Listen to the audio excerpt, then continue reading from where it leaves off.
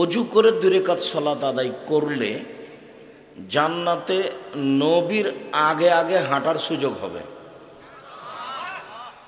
আল্লাহর নবী সকালে বেলাল রাদিয়াল্লাহু তাআলা আনহুকে বললেন, বেলাল, আমি যতবারই জান্নাতে ঢুকি দেখি তুমি আমার আগে আগে হাঁটো, বলো তো বেলাল কি কারণ? তো বেলাল রাদিয়াল্লাহু তাআলা আনহু বললেন যে আমি উজু করেই 2 রাকাত সালাত আদায় করি, উজু করলেই, আর আজান দিলে 2 রাকাত সালাত আদায় করি। তো আল্লাহ রাসূল বললেন, হ্যাঁ এই জন্যই তুমি আমার আগে আগে হাঁটো। বুখারী মুসলিম। এরপরে আজান দিলে 2 রাকাত সালাত, আজানের পরপরই 2 রাকাত সালাত, বিনিময় এটাই আল্লাহ রাসূলের আগে আগে জান্নাতে হাঁটার সুযোগ হবে। প্রমাণে বুখারী মুসলিমের হাদিস। 3 নম্বর ছিল ইশরাকের সালাত, সূর্য ওঠার সাথে সাথেই। এটার পরিস্থিতি হলো ফজরের সালাত জামাতে পড়ে মসজিদে বসে থাকতে হবে, তাসবিহ তাহলিল করতে হবে, পেশাব পায়খানার প্রয়োজন হলে যেতে হবে, সূর্য উঠলে 2 রাকাত সালাত। তো ইশরাকের সালাত যদি 2 রাকাত সালাত কেউ আদায় করে তাহলে সে কবুল হজ এবং কবুল উমরার নেকি পাবে। কবুল হজ মানে লোকটা হয়ে গেছে সেই দিনের মতো যেদিন তার মাতাকে জন্ম দিয়েছে, নিষ্পাপ হয়ে গেছে, তার নাম হলো কবুল হজ। তো ইশরাকের 2 রাকাত সালাত আদায় করলে কবুল হজের সমান এবং কবুল উমরার সমান নেকি হয়। 4, মসজিদে ঢোকেই 2 রাকাত সালাত। আল্লাহ বলেছেন কোরআন মাজিদে যে মসজিদ হলো আল্লাহর ঘর। তো আল্লাহর ঘরে বসতে হলে ওর কাছে অনুমতি নিতে হবে। তো অনুমতি তো আর এইভাবে নেওয়া যাবে না যে আল্লাহ আমি আপনার ঘরে বসতে চাচ্ছি, বসবো কি? এইভাবে পদ্ধতি নেই। তো পদ্ধতি হলো এই যে ঢুকে যদি বসতে চাও তাহলে 2 রাকাত সালাত আদায় করতে হবে। হাদিস বুখারী মুসলিম, আবু দাউদ, নাসাই, তিরমিজি, ইবনে মাজাহ, বাইহাকি, দারমি, দাইলামি, দারকুতনি, ইবনে হিব্বান, ইবনে আওয়ানা, মুসাদ্দারিক হাকিম, মুসনাদ বাজার, মুসনাদ আহমদ, মুসনাদ ইয়ালা, যত হাদিস গ্রন্থ আছে সবটাতে আছে।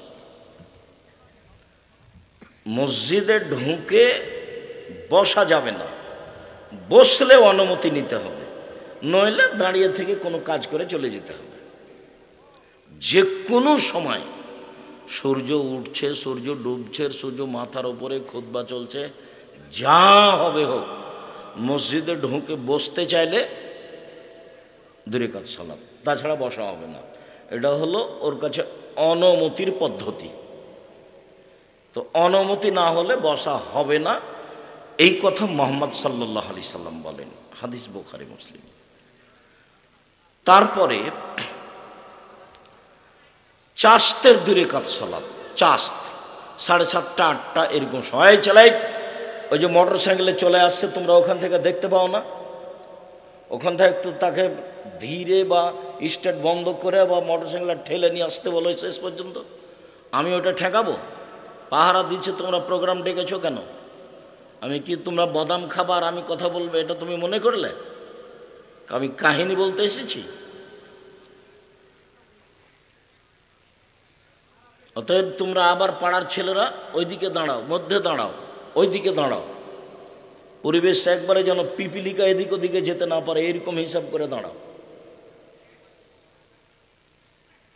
আর যারা মোটর সাইকেল স্টার্ট দিয়ে যাচ্ছেন তাদেরও একটা ইতস্তবোধ থাকা দরকার যে আমি এখানে আল্লাহ এবং আল্লাহ রাসূলের হাদিসের অনুবাদ করছি, আপনি এই বৈঠকের পাশ দিয়ে স্টার্ট দিয়ে চলে যান কিভাবে?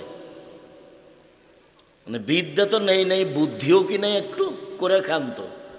মাছ দিয়ে ভাত খেলে তো কাঁটা ফেলে খান, কাঁটা সহ তো খান না, তার মানে একটু বুদ্ধি আছে। তো বিদ্যা দিয়ে কাজ না নিতে পারলে তো বুদ্ধি দিয়ে তো নিতে হবে। বিদ্যা ভিন্ন জিনিস, বুদ্ধি ভিন্ন জিনিস। একটা মূর্খ মানুষেরও বুদ্ধি আছে। চাস্তের সালাত 2 রাকাত আদায় করলে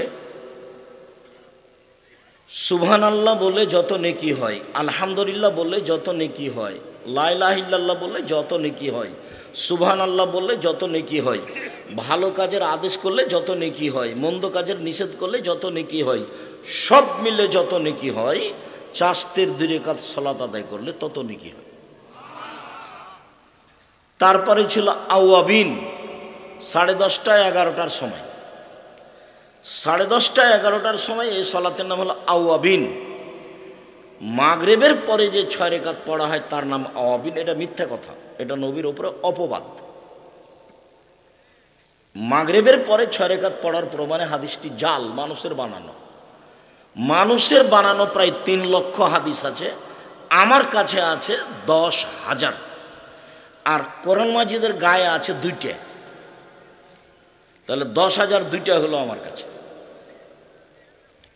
এইটা একটা দো খাতমিল কোরআন 30 বছর থেকে বলে আসছি, এমন কোনো মায়ের বেটা কিয়ামত পর্যন্ত জন্ম নেবে না যে প্রমাণ দিতে পারে যেটা নবীর বানানো দোয়া, মানুষের বানানো। যেমন একটু ছেলে একটু আগে কোরআন মাজিদ পড়ার পরে বললো সাদাকাল্লাহুল আজিম, এরকম কথা আল্লাহ নবী বলেননি। কোরআন তেলাওয়াতের পর আল্লাহ নবী বলেছেন সুবহানাকা ওয়া বিহামদিকা আশহাদু আল্লা ইলাহা ইল্লা আনতা আস্তাগফিরুকা ওয়া আতুবু ইলাইক। সাদাকাল্লাহুল আজিম প্রমাণ করা যাবে না কিয়ামত পর্যন্ত, ওগুলো কথা নয়, এটা রাসূলেরটা বলতে হবে, রাসূল যেটা বলেছেন সেটা। আর এ দেখেন দোয়াও খাতমিল কোরআন 1 পৃষ্ঠা, 30 বছর থেকে বলছি, 90 সাল থেকে, 34 বছর থেকে। তো আওয়াবিন সালাত যদি আদায় করে তো আল্লাহ রাসূল বলছেন চাস্তের সালাতে যত নেকি হয়েছে, আওয়াবিনে তার চেয়ে ইসিম তাবজিদ দিলে অনেক অনেক অনেক বেশি নেকি হবে। তো চাস্তের সালাতের সময় কখন বললাম? 10:30টা 11টা এরকম। তাহলে সূর্য ওঠার পরে পরে উঠার সালাতের নাম হলো ইশরাক। 7টা 7:30টা 8টা এ সময়ের নাম হলো চাস্ত। আর 10:30টা 11টার সালাতের নাম হলো আওয়াবিন। 3টার যে কোনো একটা পড়লেই হবে। তবে ফজরের পরে সূর্য ওঠার পর পরই পড়া এটা খুব কঠিন। কেন? ফজরের সালাত আদায় করার পরে ওখানে বসে থাকতে হবে, তাসবিহ তাহলিল জিকির আজকারের সঙ্গে থাকতে হবে। যখন সূর্য উঠবে তখন 2 রাকাত পড়তে হবে। তখন হলো কবুল হজ কবুল উমরা। মানে এটা হালকা নয়, এটা একটু ভারী, মানুষই পারবে যেহেতু আল্লাহ রাসূল বলেছেন। তারপরেরটা ছিল সালাতুল হাজা। যে কোনো মানুষ বিপদগ্রস্ত হতে পারে, 2 রাকাত সালাত আদায় করে আল্লাহকে বলবে যে আল্লাহ আমি বিপদে পড়েছি, তুমি আমাকে বাঁচাও, তার নাম সালাতুল হাজা। তখন বলেছিলাম যে ইব্রাহিম আলাইহিস সালামের স্ত্রী সারা যখন স্বৈরাচারী শাসকের কাছে ঢুকলেন, তখন স্বৈরাচারী শাসক হাত বাড়ালো তার গায়ে হাত দেওয়ার জন্য, বুখারী মুসলিমের হাদিস। তখন সারা বলছেন থামেন, আগে ওযু হবে, 2 রাকাত সালাত হবে, তারপরে কোনো কথা। সারা ওযু করলেন, 2 রাকাত সালাত আদায় করে বললেন আল্লাহ তুমি যদি বিশ্বাস করো যে আমি তোমাকে বিশ্বাস করি তুমি আল্লাহ, 1। 2, তুমি যদি বিশ্বাস করো যে আমি ইব্রাহিমকে নবী বলে মেনে নিয়েছি, আমি বলি না যে ইব্রাহিম আমার স্বামী, এটা আমি বলছি, আমি বলছি যে নবী ইব্রাহিম, ইব্রাহিম হলো নবী। 3, আমার জিন্দেগিতে আমি কোনোদিন জেনা করিনি, আমার লজ্জাস্থান আমি কোনোদিন আমার স্বামী ছাড়া কোনো পুরুষকে ব্যবহার করতে দিইনি। এই 3টা কথা যদি আমার সত্য হয়ে থাকে, 1, আমি তোমাকে আল্লাহ বলে মেনে নিয়েছি, 2, আমি ইব্রাহিমকে নবী বলে মেনে নিয়েছি, 3, আমি জিন্দেগিতে কোনোদিন জেনায় লিপ্ত হইনি। এই কথা 3টা যদি ঠিক হয় তাহলে এই নির্জন ওজন আমার গায়ে হাত না লাগাতে পারে। কথা শেষই হয়নি, স্বৈরাচারী শাসক উল্টে পড়ে গেছে, অজ্ঞান হয়ে উল্টে পড়ে গেছে। বুখারী মুসলিমের হাদিস।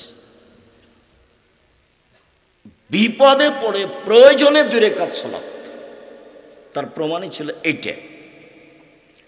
আরেকটা ছিল জোরাইজ, ঘরে ইবাদত করতেন লম্বা সময় ধরে। একদিন মা এসেছেন, মা এসে ডাকছেন, তো জোরাইজ বলছেন আমি মায়ের ডাকে সাড়া দিব না আমি সলাত আদায় করবো, একটু দেরি হয়ে গেছে।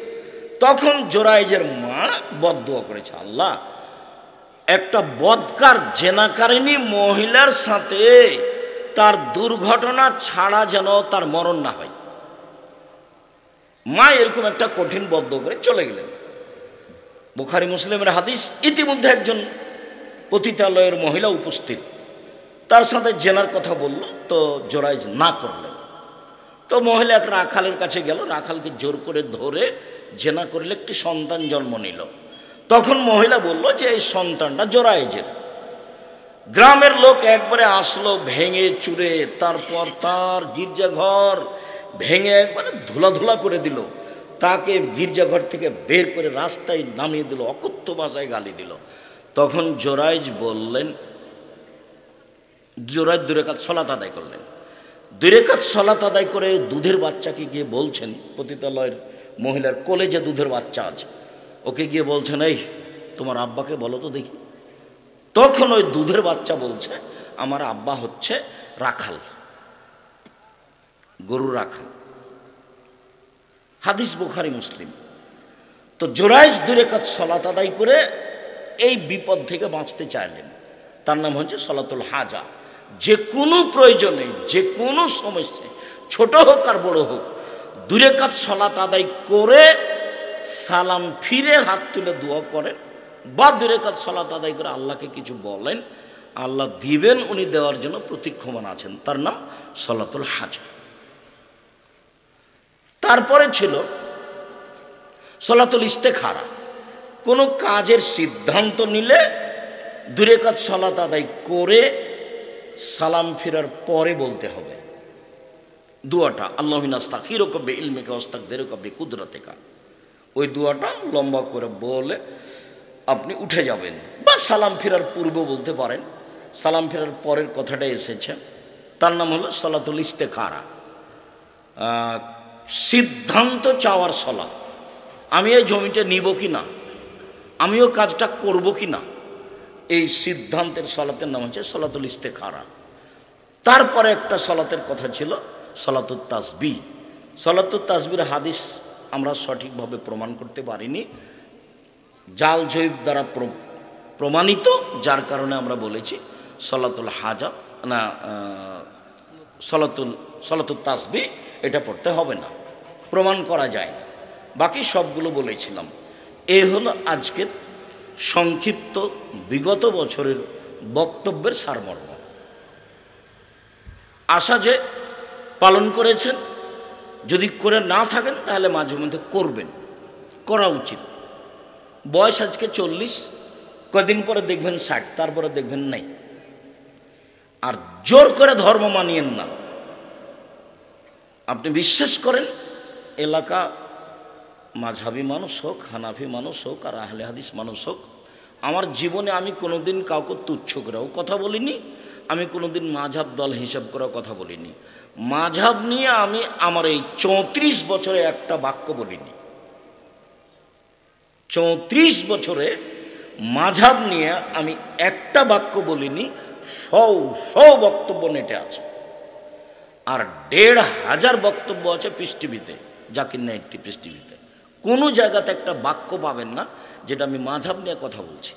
অনেকে আমাকে ধুয়ে ছেড়ে দিচ্ছে, ও যদি আরও কিছু বলে তা আমি তার নামটা মুখে নিব না। এটা হলো আমার নীতি, এটা হলো আমার অভ্যাস। কেউ যদি খুব গালি দিয়ে দিয়ে থেমে গেছে, তখন আমি আবার তাকে পাল্টা রিং দিয়ে বলেছি, ভাইজান আপনার কি টাকা শেষ হয়ে গেছে? তা মনে করলাম যে টাকাও শেষ হয়ে যেতে পারে, আবার আমি রিং দিয়ে বলছি যদি কিছু গালি বাকি থাকে তো দিয়ে নেন। আমি কারো জীবনে কোনোদিন গালির প্রতিবাদ করতে হবে এটা আমার প্রয়োজন মনে করিনি।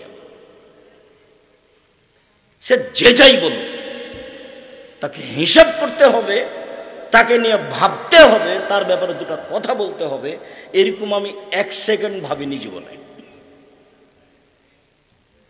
আর 1 মিনিটের জন্য কোথাও আমাকে নত হওয়া লাগেনি, আলহামদুলিল্লাহ। আর যা বলবো সেটুকু কোরআন এবং সহিহ হাদিস দিয়ে সাজানো আছে, 19-20 নয়, তবে আমি মানুষ। আজকের প্রথম অংশ হলো এই দ্বিতীয় অংশ, এই ছেলে, ওই যে যারা হাঁটছে তোমরা কি করছো, তাদেরকে বসার জন্য বলো। একটু বিবেচনা বুদ্ধি তো বিবেক তো নেই, এসেছে বাজার করতে, আবার বাজার করা শেষ হলে চলে যাচ্ছে। এক একটা বাক্যের মূল্য কোটি টাকা।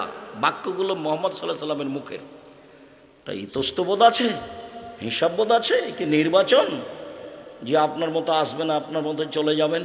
মনে রাখবেন, আমি আব্দুর রাজ্জাক বিন ইউসুফ যদি কোনোদিন আসি, অন্তত 10 কিলোমিটার আশেপাশে যত দিনী ভাই বোন আছেন সবাই আসবেন। আপনি তো আসবেন, হিন্দুকে আসতে হবে। আমি তারও কিছু না কিছু উপকার করবই করবো ইনশাআল্লাহ।